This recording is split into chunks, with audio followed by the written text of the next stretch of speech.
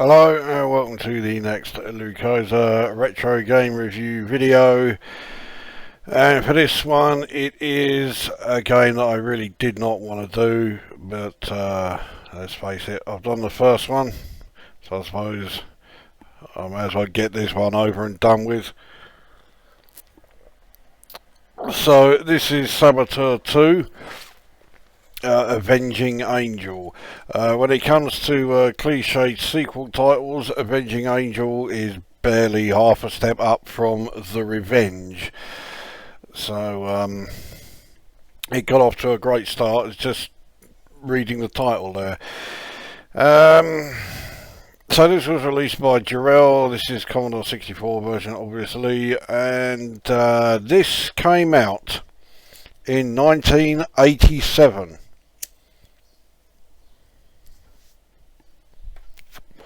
Now,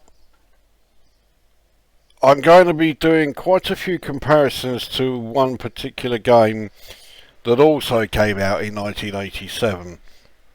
So although, obviously being the sequel to Saboteur, there's going to be comparisons between this and that.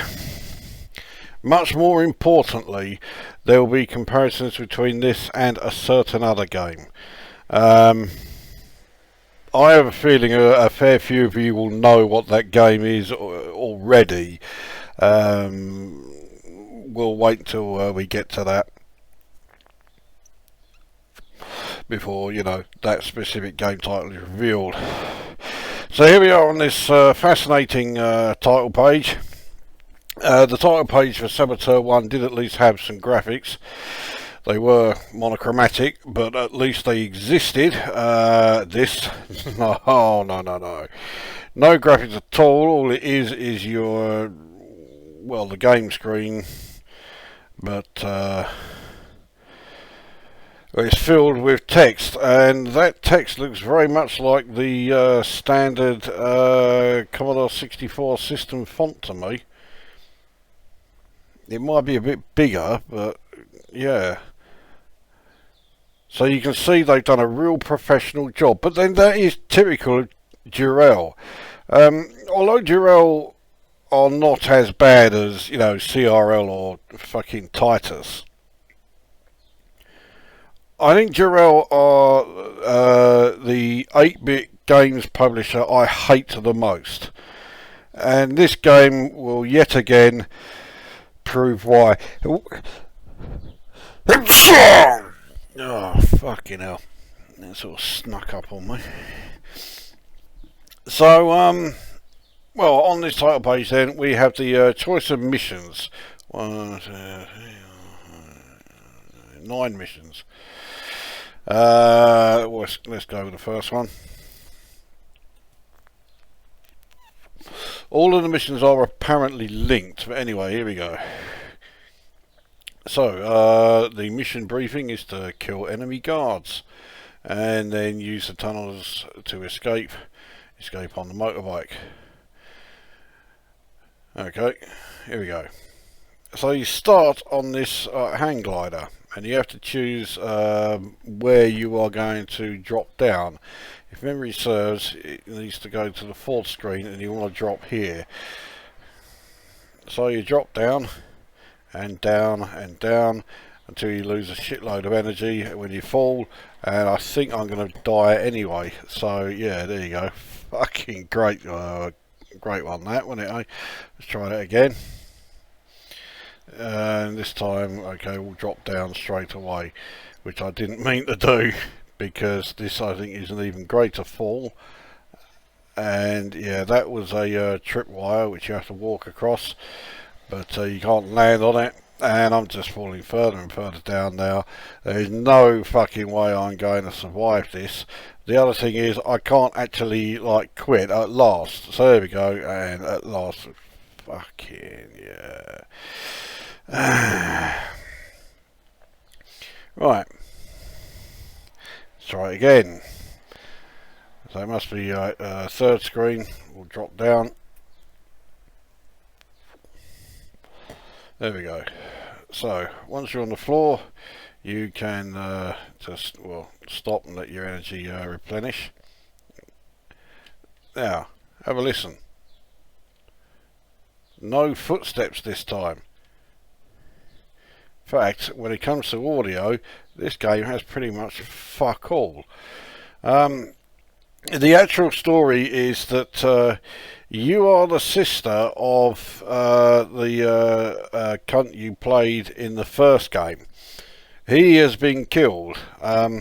Presumably his habit of trying to sneak around and sabotage any bases while wearing tap dancing shoes got the better of him. So anyway, so he's croaked it. And you are his sister, and you are, well, basically going out to destroy the enemy sort of organisation or whatever it is that killed him. So you can see you do have a variety of moves. Well, I mean, it's not the biggest variety going, but I mean, it's more of a variety than you had in the first one anyway.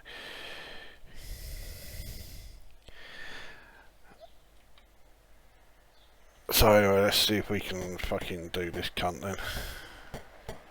There we go.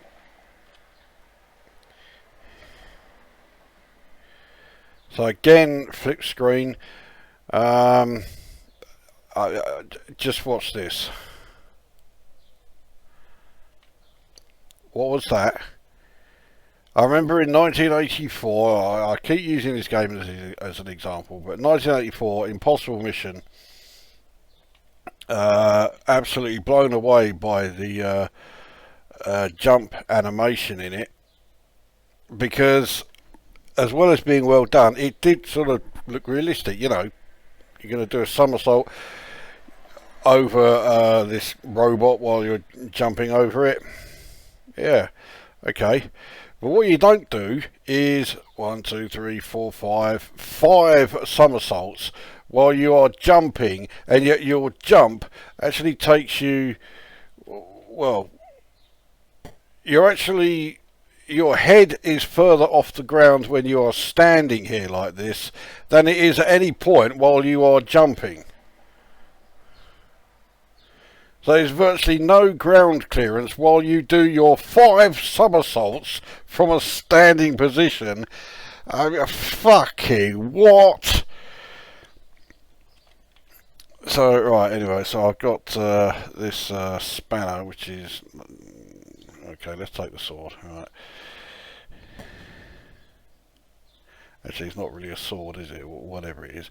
Anyway, so now we've got to get into the complex. So, I think we'll survive the drop, yeah. But it doesn't do us too many favours. Neither does throwing away your the one weapon you have. Alright, so that's that cut down. Alright, not going that way.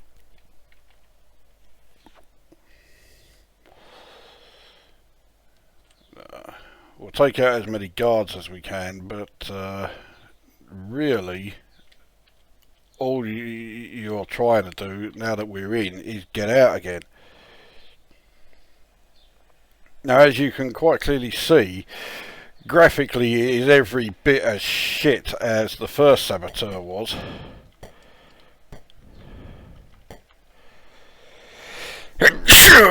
Fuck me, what is going on?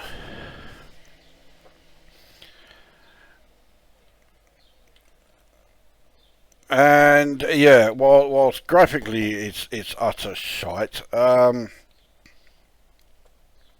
audio wise, if anything, it's even worse than the first one, because I mean most of the game is played in complete and utter silence.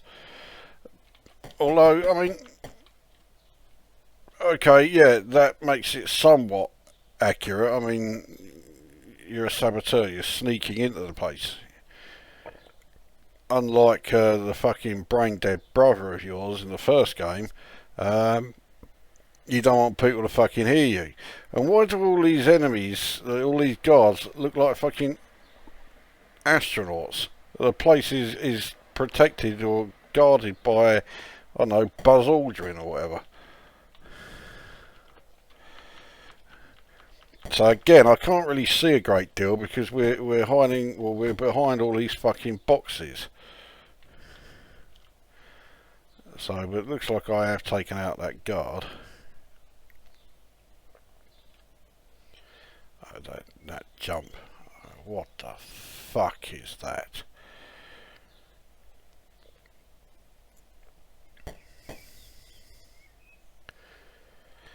So, I mean, yeah, the game is a fucking load of shit. There's no other way of describing it. It looks fucking horrendous. The sound, well, the sound pretty much doesn't exist. And the gameplay is every bit as shite as the original Saboteur. But here's the thing, and here comes the comparison. In 1987, as I'm supposed to be able to go up and down there, it said the lift is down, but that doesn't look like the lift is here. In 1987, as well as this, there was a certain other game released called Karnov. And Karnov looked, I mean, it was just a fucking straight out and out Spectrum port. No attempt whatsoever to make an actual Commodore 64 version. And that game got absolutely fucking roasted in every review. And deservedly so, because it was a fucking shit pile. And it was an insult to any Commodore 64 owner who actually bought it. This is an absolute fucking shit pile and is an absolute insult to any Commodore 64 owner who bought it. But when this was reviewed, Zap64 gave this 61%, which, let's face it, is hardly a glowing fucking, review. And doesn't give you the impression, yes, this is an essential purchase. But compared to the 13% that Karnov got, I mean, it makes this sound like a fucking masterpiece.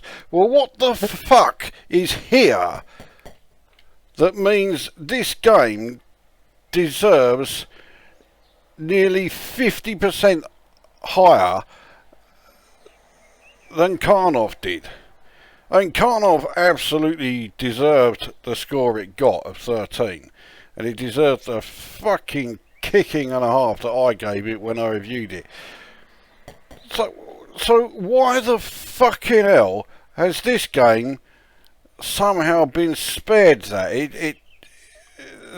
The reviews all said it was very mediocre. It's far, far worse than being mediocre. Graphically, it is an utter shitbox. And if anything, I would say graphically it's worse than Karnov, because, I mean, in Karnov, at least there were, more than one colour on the various characters, not least the character you controlled, which I think had a whole 3. And yeah, okay, there was fucking colour clash and attribute clash all over the fucking place. But that was as a result of it just being a straight Spectrum port, just like this is. So then again with audio, now again, right, Karnov had next to fuck all in the way of audio, but so does this. And what little audio there is here is worse than the audio in Karnov. I mean, they're both staggeringly basic and consist of next to fuck all as far as audio goes.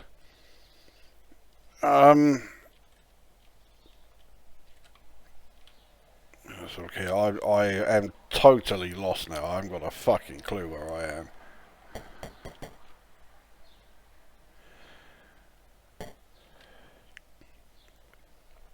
So yeah, even though both games were just staggeringly basic in the audio department, Karnov's audio was better. believe it or not.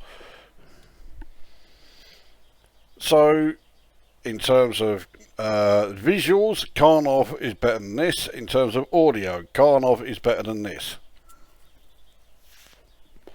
And then gameplay, well again, gameplay, this suffers from exactly the same thing that the first Saboteur had. Unless you've got a map, you are doing pretty much nothing but what I'm doing here. Wandering aimlessly around, haven't got a fucking clue where you are. I know I've got to escape, but I haven't got a fuck's clue how. I mean, that's supposed to be doing a kick, you know, a kick attack. It's more like, you know, she's one of the fucking Folies Bergère lot or something, doing the fucking can-can.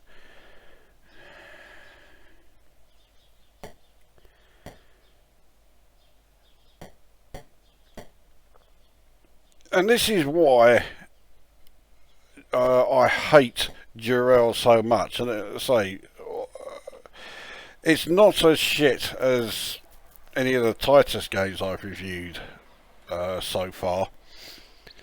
And it's not even as shit as any of the CRL games I've reviewed so far. But I fucking detest it. And detest Durell. Because yet again, Durell show absolute contempt for people who have a Commodore 64. They clearly did not have anyone who could program a Commodore 64 at all, because all of their games were either straight Spectrum ports. I mean, you got this, the first Saboteur, Thanatos, First Strike, which I haven't reviewed, and I don't think I will, because I just can't stomach another fucking Durell Spectrum port. But then when you get the games where Durell have actually had a stab at programming it, you know, themselves, and actually programming a Commodore 64 version, you get Turbo Esprit or Critical Mass. You know, so no one at Durell was even vaguely approaching competent at programming Commodore 64. They just couldn't do it. But instead of, you know, doing what they really should have done, which was not bother with a Commodore 64 version of any of their games at all, no, what they instead did was insult the Commodore 64 you know, owners by releasing shit like this and expecting people to buy it and be satisfied with what they saw. No one surely saw this game, let alone played it, and thought, yep, this is well worth the money, because this was not a budget title. This was a full price 10 quid game. Who the fucking hell paid 10 quid for this and thought it was, you know, value for fucking money? I mean, it is just fucking shite.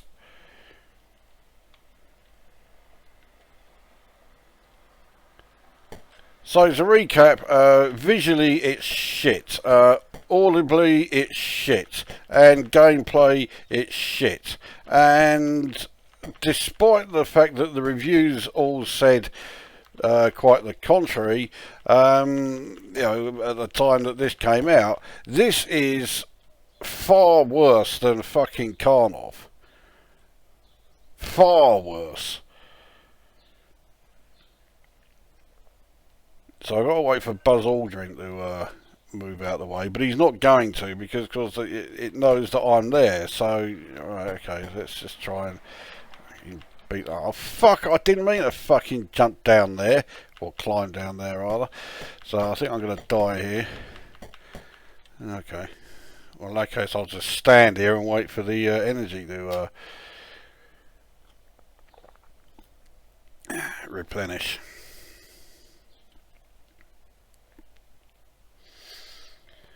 So to sum up then, it's typical Durell fodder. It once again shows that they hated the Commodore 64, they hated Commodore 64 owners, and they were also just utterly incapable of making Commodore 64 games. They just couldn't do it. They were fucking hopeless at it. So I will score this. I can't even see what's happening behind me. Am I hitting this cunt or what? Because it all slows down when you know, something's happening on screen, despite the fact that there isn't a single hardware sprite to be seen. It looked like there was something there behind me. Right, I'll grab that.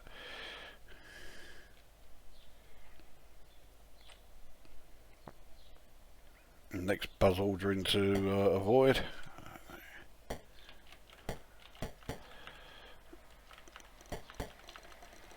Oh, fuck, there we go. So what do I score it? Well, seeing as I've been spending the whole time saying that this is actually worse than Karnov, I don't score it very highly at all. I can't actually think of a numerical value suitable, so I will score it worse than Karnov out of 10, because it is. I mean, it's worse than the original Saboteur, and you know, that's, you wouldn't have thought that possible. But it is. They've managed it all right.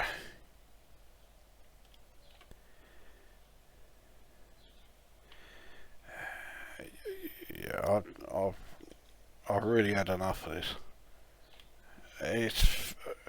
It's fucking boring at best. So let this cunt fucking beat the shit out of us. Come on, I'm just standing there. Right, that'll do. So yeah, so that is Saboteur 2, Avenging Angel from Durell for Commodore 64. It's a fucking pile of shit. It's an insult to anyone who had a Commodore 64. If you bought this, well, by this time Durell's reputation was such that if you bought this, you pretty much deserved to be ripped off, because you surely must have known by now what you were getting. Yeah, it's just your bog standard Durell fodder. Utter shite from start to finish. So that gets worse than Karnov out of 10. That brings this review to an end, and we'll see you on the next one.